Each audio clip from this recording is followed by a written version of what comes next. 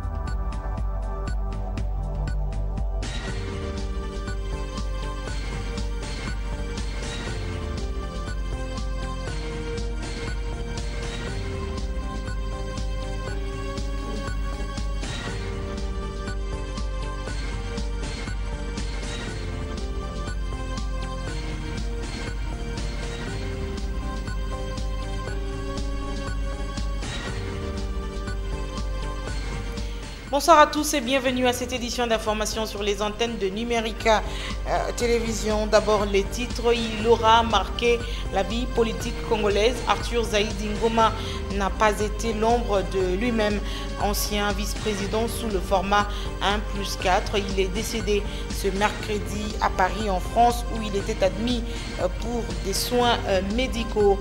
Le gouvernement provincial de Kinshasa et le programme élargi de vaccination s'en va en guerre contre la campagne contre la rougeole. Ce mercredi, lancement de la campagne contre la rougeole, elle concerne les enfants âgés de 0 à 59 mois. Les enseignants ne méritent pas moins. Ils contribuent de façon à améliorer l'avenir des millions d'enfants dans le monde et au développement durable. Ces hommes et femmes qui aident ces enfants à découvrir leur potentiel et à l'exploiter étaient à l'honneur ce mercredi 5 octobre 2016. Nous y reviendrons dans ce journal. Merci d'avoir choisi Numérica pour vous informer. Bienvenue à tous et à chacun. La nouvelle est tombée en milieu d'après-midi, décédé à Paris en France. L'ancien vice-président de la République, Arthur Zaïdi Ngoma, a subi une courte intervention chirurgicale, mais il n'a pas survécu. Arthur Zaïdi Ngoma a été évacué de la République démocratique du Congo le 3 octobre, ancien président, vice-président de la République sous le format 1+4. Après les accords de Saint-Titi en Afrique du Sud, il est décédé ce mercredi à l'âge de 69 ans. Il était originaire de la province de Maniema. Son portrait avec Michel Kérékéré. Il a emprunté tellement des casquettes que son parcours demeure et restera un palmarès éloquent d'un homme politique accompli. Arthur Zaïdi Ngoma est l'un des timoniers des plusieurs pourfendeurs congolais qui sont sur la scène politique.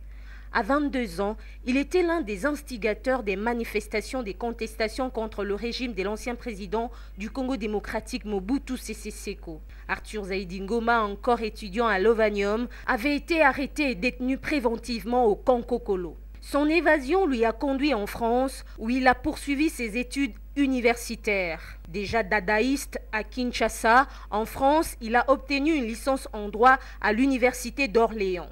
Détenteur d'un doctorat d'État en droit de l'Université de Paris Panthéon-Sorbonne en 1981, Arthur Zaïdi a été responsable du programme mondial de l'UNESCO de la paix, du désarmement et de la recherche et de l'éducation.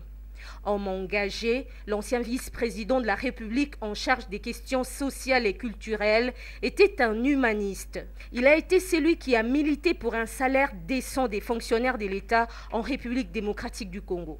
Zaïdi Ngoma avait démontré, alors qu'il était vice-président du pays, qu'avec une redistribution équitable des richesses du Congo démocratique, un fonctionnaire peut toucher 280 $ américains par mois. Président national des forces du futur et du regroupement Camp de la Patrie, Zaïdi Ngoma a été dans différentes tractations politiques des dialogues en République démocratique du Congo. Son parcours d'homme politique est tellement costaud qu'on ne saura pas dire tout sur cet homme qui a lutté pour la paix de ces pays. Il laisse plusieurs enfants, meurt à Paris en France, pays de son refuge. Réagissons sur la disparition de l'ancien vice-président. Le porte-parole du gouvernement, Lambert Mende, parle d'une perte énorme pour la République démocratique du Congo. La Belgique vient de limiter à 6 mois maximum la durée des visas accordés aux responsables de la RDC. La mesure concerne les porteurs de passeports diplomatiques qui avaient jusqu'ici une durée maximale d'1 an. C'est en raison de l'évolution de la situation politique dans le pays. Propos de Didier Reynders, ministre belge aux Affaires étrangères, qui s'est exprimé aussi sur la proposition de la CENI, celle d'organiser les élections en novembre 2018. Le délai de 500 jours pour proposer par la Commission électorale nationale indépendante n'a pas de sens selon lui. Si on retarde à ce point les prochaines élections, on aboutit à un 3e mandat de fait, estime Didier Reynders. En séjour en Tanzanie, c'est la première fois qu'il s'exprime publiquement depuis les violences meurtrières du 19 septembre à Kinshasa. Le président Joseph Kabila a évoqué à Dar es Salaam notamment les élections à venir dans le pays sans pour autant trancher sur la question du report des élections qui pourront se tenir cette année ou un autre jour, a déclaré à la presse Joseph Kabila en Swahili. Le chef de l'État a ajouté que tout dépendra des travaux du dialogue qui se poursuivent dans la capitale. Les autorités estiment qu'il est impossible d'organiser la présidentielle dans le temps. Éducation à présent, le monde a célébré aujourd'hui le 5 octobre, la journée des enseignants. À l'occasion de cette journée, le ministre de l'enseignement primaire, secondaire et initiation à la nouvelle citoyenneté, Maker Mwangu Fomba, félicite les enseignants pour leur dévouement. À cet effet, il a adressé un message aux enseignants de la République démocratique du Congo. Images et commentaires que vous suivrez dans notre édition de demain. Et ce 5 octobre, journée de l'enseignant, la synergie des syndicats des enseignants du Congo dénonce des conditions qu'elle qualifie d'infra-humains. Ceci à l'indifférence totale des autorités congolaises. La structure rappelle les avantages des enseignants et s'insurge contre la privation de ceux-ci. Il s'agit notamment des allocations familiales, de la prime et les frais de transport. Reportage. Ils vivent dans des conditions infrahumaines, caractérisées par une mendicité, des salaires chroniques et privation de tous les avantages sociaux légalement reconnus. Pourtant, ils méritent un bon rendement. Il s'agit bel et bien du personnel enseignant. Ils ont profité de la journée qui leur est dédiée pour rappeler aux gouvernants leurs droits. La synergie des syndicats des enseignants de la RDC rappelle aux institutions de la République les graves carences constatées dans la gestion du personnel enseignant en République démocratique du Congo. Les enseignants en République démocratique du Congo sont privés, conformément au droit national et international du travail, d'un traitement qui repose sur une politique salariale, notamment frais de transport, les allocations familiales, les primes institutionnelles, etc., etc. Par une privation de retraite digne, d'un logement décent, à l'instar de ses collègues sous d'autres cieux. À cela s'ajoute le non-paiement des salaires à près de 200 000 enseignants condamnés à travailler dans comme de simples bénévoles pendant de longues années. À sa mort, l'enseignant congolais est élagué de toutes les listes de paye 2 mois après, laissant ainsi sa famille dans un désarroi plus total. Instituée par l'UNESCO en 1994, la Journée mondiale de l'enseignant vise à célébrer la profession, mais aussi sensibiliser sur les problèmes relatifs aux enseignants. La majeure partie des problèmes des enseignants congolais se résume entre autres par le système de prise en charge des enseignants par les parents. Un défi jusque-là non relevé par l'État congolais. En politique, clôture mardi du conclave du rassemblement des forces politiques et sociales acquises au changement à Limete. Le président du Conseil des sages de cette plateforme de l'opposition, Étienne Tshisekedi Wamulumba, appelle à la vigilance et à la mobilisation pour exiger le respect de la loi fondamentale. Le rassemblement exige l'organisation d'un nouveau vrai dialogue plus inclusif après le 19 décembre. Un dialogue qui doit se tenir selon l'esprit de la résolution 2277 du Conseil de sécurité des Nations Unies. Jean-Yves Kamané, Yannick Mbouyamba, Eric Kalambay, reportage.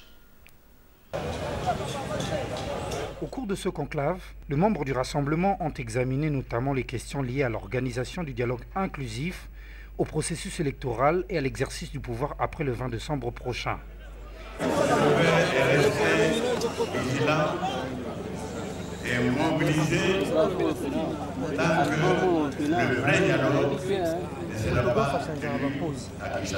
Selon les membres du rassemblement, le processus électoral devrait se faire qu'au strict respect de la Constitution. Il est acquis, en principe, que lorsque nous nous sommes retrouvés à Sun City, nous avons convenu que plus personne ne gouvernera ce pays éternellement. Aujourd'hui, c'est pour affirmer, confirmer ces résolutions et pour lancer un signal fort à toute la nation et particulièrement à nos amis, nos frères qui sont dans l'autre camp.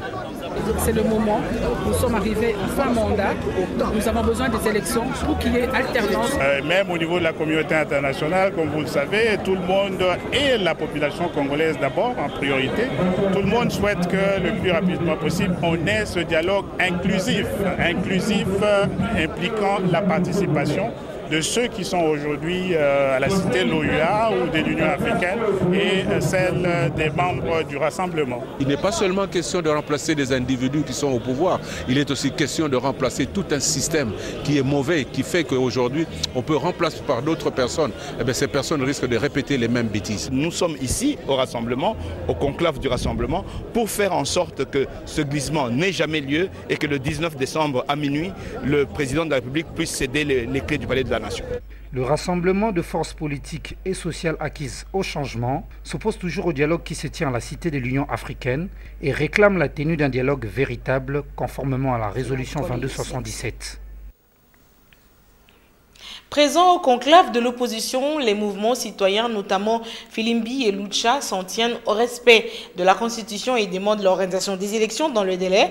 Mais la Conférence épiscopale nationale du Congo appelle les acteurs politiques à faire preuve de concession mutuelle. Jean-Yves Kamalé, Yannick Mbouyamba, Eric Kalambay. 3 temps forts ont marqué la clôture de travaux du conclave de Limete. Il s'agit premièrement du message de la Conférence épiscopale nationale du Congo. Dans leur déclaration, les princes de l'Église estiment que le préalable ne devrait en aucun cas constituer un blocage. Tout le monde est d'accord de respecter la Constitution. À entendre le discours d'aujourd'hui, ils n'ont pas fermé la porte au dialogue. Je crois que c'est possible. On avait déjà demandé à ceux qui sont à la cité de l'OUA de continuer, on les encourageait à continuer les travaux, tout en tenant compte des fondamentaux de la CENCO. On a demandé à ces conclaves de proposer aussi leur voie, de donner aussi leurs propositions de voie de sortie. On demande aux uns aux autres, dans un cadre à préciser, à convenir, d'être disponibles pour qu'ensemble, on résolve la crise, ensemble, on trouve un consensus plus large, c'est la garantie de la paix. Autres messages lus sont ceux de la jeunesse et des femmes du rassemblement, du mouvement citoyen, des Filimbi et celui de lutte pour le changement. Dans leur message, ils tiennent à l'application de l'article 64 de la Constitution au cas où les élections ne sont pas organisées dans le délai. Le peuple qui a voté une Constitution où tout est clair et nous, avec notre solution, nous montrons qu'il est possible d'organiser les élections dans les délais cautionnaires et nous allons le prouver ici sur la haute tribune. Tous par ailleurs plaident pour un dialogue national inclusif. En réaction, la majorité présidentielle qualifie ce conclave du rassemblement d'une séance de radicalisation et d'endoctrinement. Le porte-parole de la MP, André Atundu, affirme que cette rencontre n'a rien produit de neuf que l'on ait déjà entendu ou évoqué. En réalité, c'était une séance de radicalisation et d'endoctrinement des adeptes et alliés de Tshisekedi en vue de réaliser leur programme de prendre le pouvoir par le chaos, la violence et la rue. La mission des Nations Unies pour la stabilisation de la République démocratique du Congo n'est pas restée indifférente aux conclusions du rassemblement. La MONUSCO appelle les acteurs politiques à privilégier la paix. La mission onusienne estime que la culture de la paix va aider à trouver les solutions à la crise que connaît actuellement la République démocratique du Congo. Réagissant aux conclusions issues du conclave du rassemblement des forces politiques et sociales acquises au changement, la MONUSCO appelle les acteurs politiques, toutes tendances confondues, à œuvrer pour la paix. Félix Prosper Bass insiste sur l'effet que la violence soit bannie par tous au bénéfice de la culture des paix. Nous devons tous œuvrer pour la paix. Et œuvrer pour la paix, c'est aussi prendre ses responsabilités par rapport à tous ces jeunes-là qui sont là. Et je pense que les événements du 19 et 20 septembre sont une indication claire de ce qu'il ne faudra plus refaire parce que des gens ont perdu la vie. Et comme je le dis, un seul Congolais qui meurt est une mort de trop. Et nous devons tous œuvrer à ce que cette situation ne se répète pas. Parce que justement, il faut en tirer les leçons. La MONUSCO ne trouve aucune présence de rebelles en formation à Nyaleke pour attaquer l'Ouganda. Des efforts et des actions ont été immédiatement lancés pour vérifier toutes ces allégations que nous avions entendues ça et là.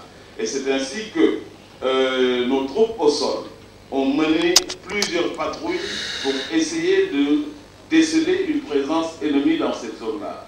Nous avons aussi déployer nos moyens aériens, notamment les zones, pour scanner dans toute cette région à plusieurs reprises. Nous n'avons décelé aucune présence dans cette zone-là. Et c'est pour vous dire aussi que les forces armées de la République démocratique ont entrepris les mêmes opérations. Ça veut dire multiplier les patrouilles, ratisser la zone, boucler la zone pour essayer de trouver la présence de ces éléments. Jusqu'à présent, rien n'a été.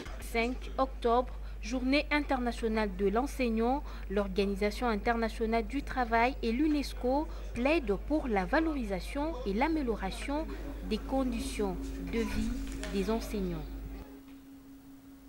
En santé, la capitale congolaise est secouée par de nombreuses maladies virales. Après la fièvre jaune, c'est le tour du choléra et de la rougeole qui refont surface. Le gouvernement provincial et le programme élargi des vaccinations vont lancer la campagne de vaccination contre la rougeole du 6 au 10 octobre. Elle concerne les enfants âgés de 0 à 59 mois. En économie, relance du trafic ferroviaire. Hier, sur le tronçon Kisangani-Ubundu, à l'est de la RDC, après 4 décennies, c'est le premier ministre qui a coupé le ruban symbolique pour inaugurer les 4 locomotives neuves qui doivent desservir cet axe. La relance de ce trafic va redonner espoir et vie aux habitants de ce coin du pays, longtemps enclavé. Suivez ce reportage de nos confrères de la RTNC.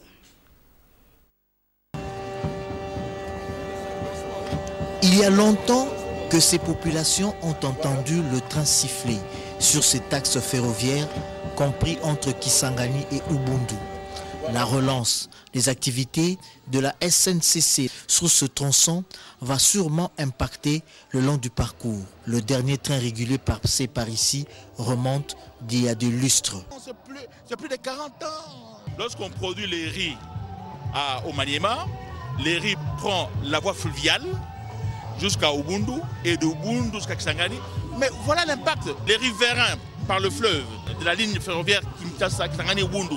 Mais ils seront en mesure d'acheter un savon, ils seront en mesure d'acheter du sucre, ils vont voyager. Parce qu'il faut quand même voyager pour découvrir l'immensité de ce pays. Pour les cheminots, cet apport du gouvernement est une bouffée d'oxygène pour l'entreprise. Nous, en tant que travailleurs, nous pensons que c'est un décollage, une renaissance d'un chemin de fer qui a fait 40 ans sans acquérir de nouvelles locomotives. Avec ça, nous allons générer des recettes et dans les mois plutôt qui viennent, nous allons être capables de nous prendre en charge. Le Premier ministre Matata Ponyo Mapon a effectué une randonnée ferroviaire sur ce tronçon, comme pour procéder à la relance des activités à ce réseau si vital pour l'économie des 3 provinces, à savoir le Maniema, le Bas-Ouélé et la Chopo, avec implication sur l'ensemble du pays. Contrairement à ces camelotes, ces trains vétustes datant de l'époque coloniale, aujourd'hui, l'entreprise a des locomotives neuves achetées avec l'apport du gouvernement congolais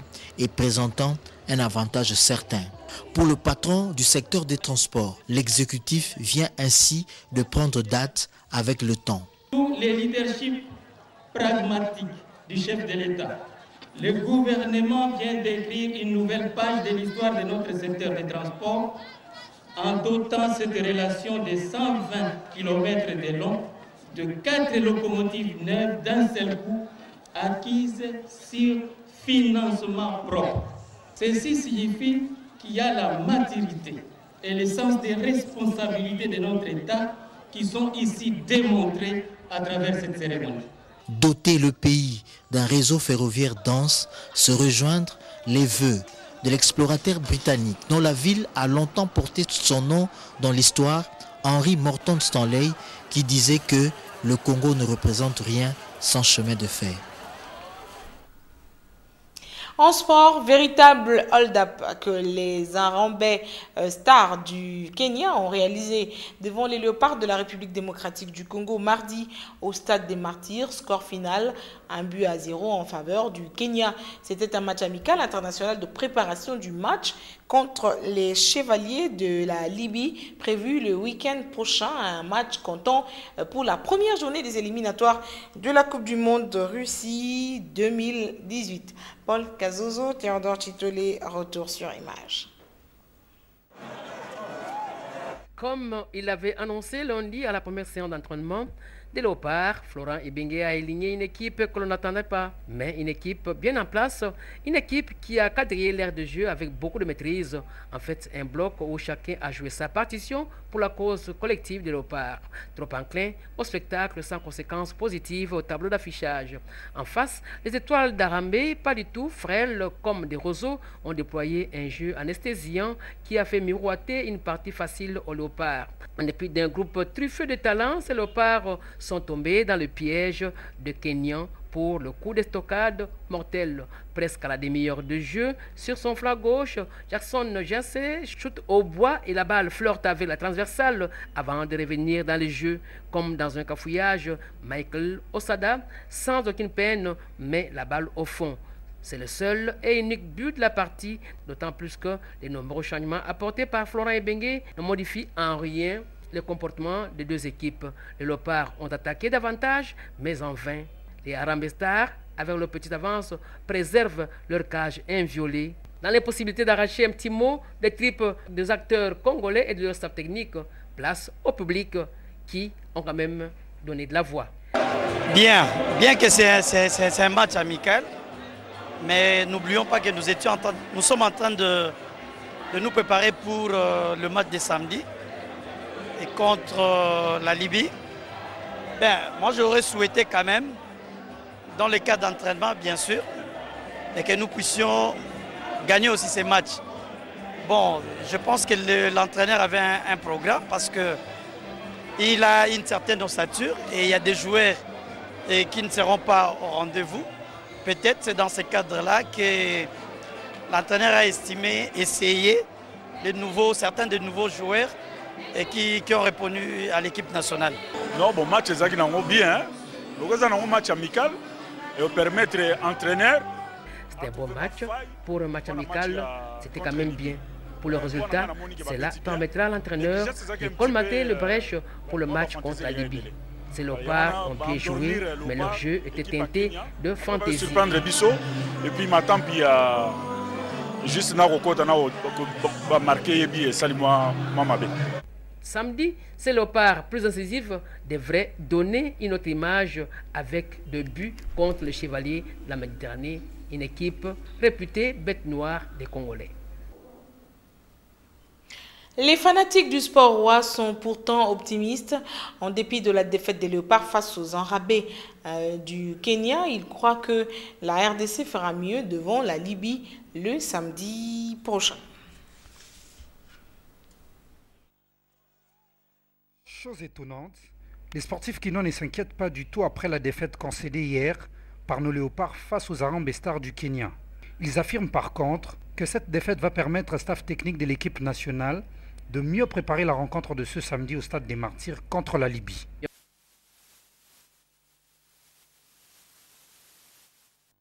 On crie que c'était le Kenya, on a un peu négligé. Mais pour moi, c'est bien qu'on a perdu pour qu'on puisse améliorer le samedi. Bon, la lecture était simple, c'est un match d'entraînement, donc il n'y avait pas assez d'engagement, c'est simplement ça. Nous devons être prêts à supporter les chocs ou les chocs qui en découlent, les réalités du foot. Étant professionnel, c'est tout à fait normal. Dans ces résultats, il y a toujours un gagnant, il y a toujours aussi un perdant, il y a aussi leur match nul. Les léopards de la RDC qui ont livré un match de préparation à domicile dans la soirée d'hier n'ont pas été soutenus comme il fallait, affirment ses supporters. Ce que j'ai toujours reproché à nos publics, ils veulent seulement applaudir les joueurs s'ils marquent des buts. Si dans notre stade, s'il n'y a pas de buts, vous voyez que le stade est calme. Mais s'il y a des buts, c'est là où vous verrez que le public est en train de chanter. Le poulain de Florent Ibenge reçoivent ce samedi dans la soirée la Libye dans le cadre de la première journée des éliminatoires de la Coupe du Monde Russie 2018. Sport encore, le match du championnat de l'entente provinciale de football de Kinshasa entre Nzaki Mwina et la jeunesse sportive de Kinshasa s'est soldé par un score de parité, 3 buts partout. Paul Kazozo, Théodore Titoli, reportage.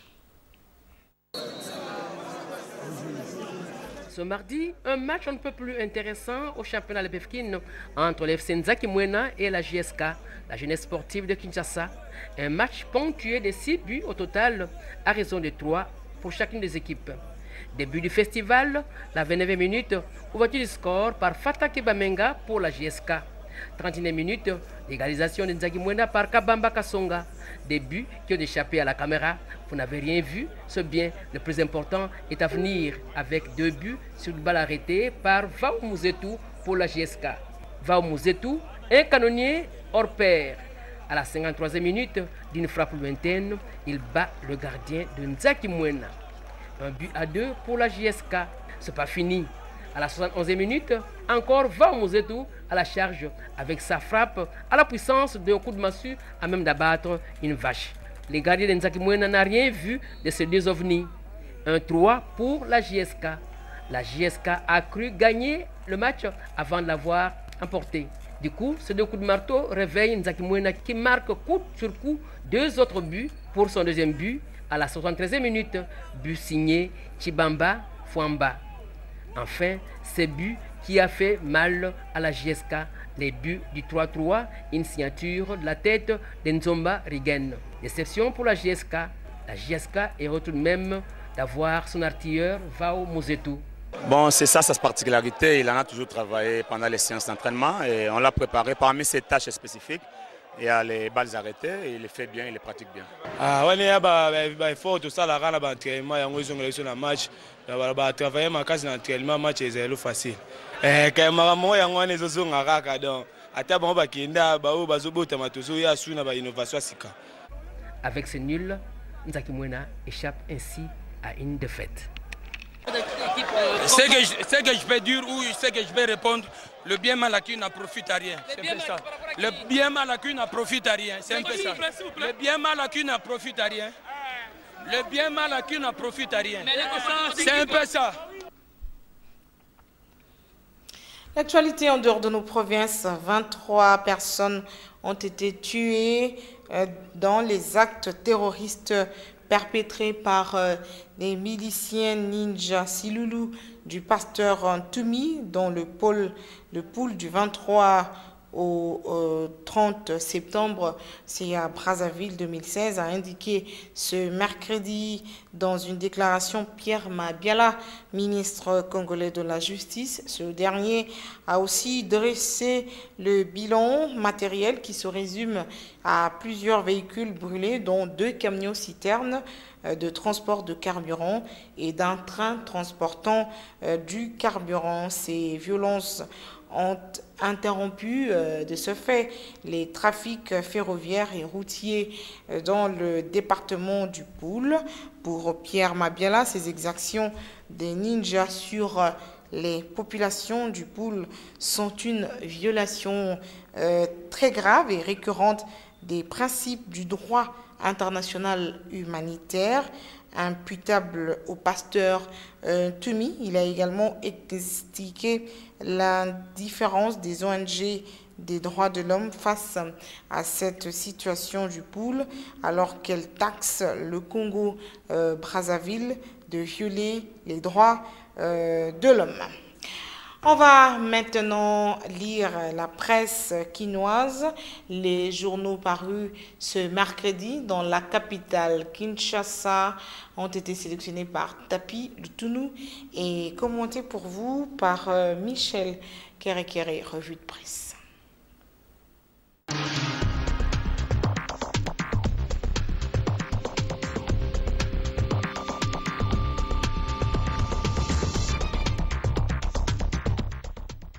Tournant décisif au dialogue politique. À en croire le palmarès, la Cité de l'Union africaine pourrait donc produire l'accord politique de tous les enjeux, ou plutôt ce week-end et au début de la semaine prochaine au plus tard. Le rassemblement exige un vrai dialogue inclusif. Selon les dépêches de Brazzaville, la plateforme issue du conclave de Genval a réitéré son engagement pour l'organisation d'un vrai dialogue devant réunir d'un côté les parties prenantes aux assises de la Cité de l'Union africaine et de l'autre tous ceux de l'opposition n'y prenant part. À ce vrai dialogue inclusif, la prospérité précise que le rassemblement des forces politiques et sociales acquises au changement va exiger la restructuration de la centrale électorale, de la Cour constitutionnelle et du CESAC, ainsi que des sanctions immédiates contre les institutions responsables de l'impasse politico-électorale actuelle. La plateforme de l'opposition exige également, selon la tempête des tropiques, la libération de tous les prisonniers politiques et d'opinion, tant à Kinshasa qu'à l'intérieur du pays, l'abandon des poursuites injustes et inspirées par des motivations politiques à l'endroit des leaders de l'opposition et tant d'autres préalables. Le phare indique que Tshisekedi a promis un carton jaune à Joseph Kabila le 19 octobre en attendant le carton rouge qui pourrait intervenir le 19 décembre 2016 à la fin de son deuxième mandat. Ce qui fait dire au journal L'Avenir que les rassemblements veulent encore faire couler les sangs. Le quotidien explique que pendant que la CENI a éclairé la lanterne des Congolais et de la communauté internationale sur l'organisation des prochaines élections, le rassemblement lui pense le contraire et prône les chaos. Ils vont même plus loin en formulant la résolution selon laquelle un régime spécial doit être instauré pour assurer la gestion du pays après l'expiration du mandat présidentiel le 19 décembre.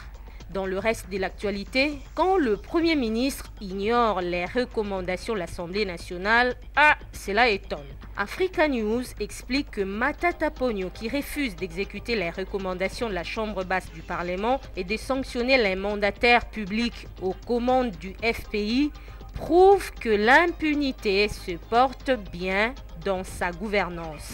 Géopolis Hebdo s'intéresse à la procédure à suivre lors de la survenance d'un accident de circulation. Selon le tri hebdomadaire, la SONAS exige de ses assurés notamment de faire appel à un officier de police judiciaire affecté à la police des circulations routières pour constater l'accident et veiller à ce que les procès-verbaux soient établis conformément aux faits tels qu'ils se sont produits. Ensuite, faire la déclaration d'accident dans les 8 jours qui suivent l'accident auprès de l'agence de la SONAS la plus proche. Munir des preuves d'assurance. Mais attention, une fausse déclaration entraîne la déchéance de la garantie et des poursuites pénales.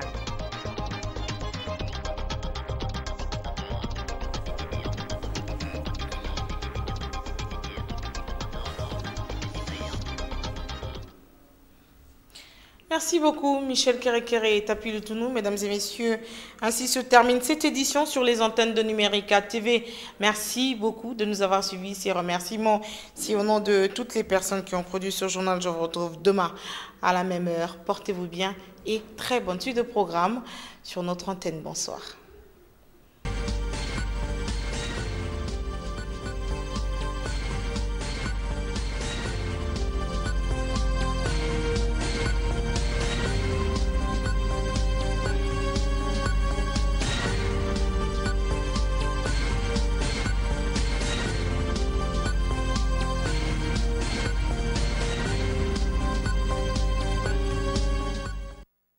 Il a plu au Seigneur de rappeler à lui l'âme de son fidèle serviteur Sempela Diatwei Ferdinand, décédé à Kinshasa à l'hôpital de la SCTP ex-Onatra de Kaouka le dimanche 2 octobre 2016. La famille Diatwei annonce aux amis et connaissances ainsi qu'à toute la communauté Yansi que la levée du corps de la morgue de l'hôpital quartier 7 Ndjili interviendra le samedi 8 octobre à la mi-journée.